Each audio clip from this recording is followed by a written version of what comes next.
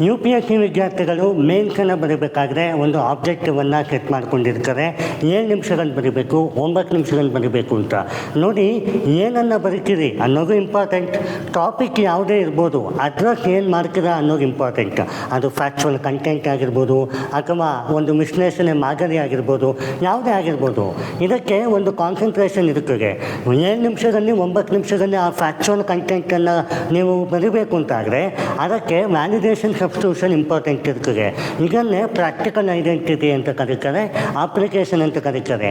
ಇದು ಒಂದು ಸಾಧನೆ ಅಂತ ಹೇಳ್ಬೋದು. ಒಂದು ದಿವಸದ ಪ್ರೋಗ್ರಾಮ್ ಅಲ್ಲ. ಪ್ರತಿಯೊಂದು ಕ್ವಶನನ್ನು ಡಿಮ್ಯಾಂಡಿಗೆ ಅಡ್ರೆಸ್ ಮಾಡೋದು ಒಂದು ದಿವಸದ ಪ್ರೋಗ್ರಾಮ್ ಅಲ್ಲವೇ ಅಲ್ಲ. ಯಾವತ್ತೂ ನೀವು ಒಂದು ನಿಟ್ಟಿನಲ್ಲಿ ಹೋಗ್ತೀರಿ, ಮೇನ್ಸನ್ನು ಬರೀತೀರಿ ಅಂತಂದರೆ ಅದಕ್ಕೊಂದು ಶಕ್ತಿ ತುಂಬಬೇಕಾಗತ್ತೆ. ಅದಕ್ಕೆ ನಮ್ಮ ಜ್ಞಾನಿಯಲ್ಲಿ ಒಂದು ಫ್ಲಾಗ್ಶಿಪ್ ಇನಿಷಿಯೇಟಿವ್ ಒಂದು 4 ಗಂಟೆಯಿಂದ 7 ಗಂಟೆಗೆ ಆ ಪ್ರಾಕ್ಟಿಕಲ್ ಸೆನ್ಸನ್ನು ಕೊಡಲಿಕ್ಕಿದ್ದೇವೆ.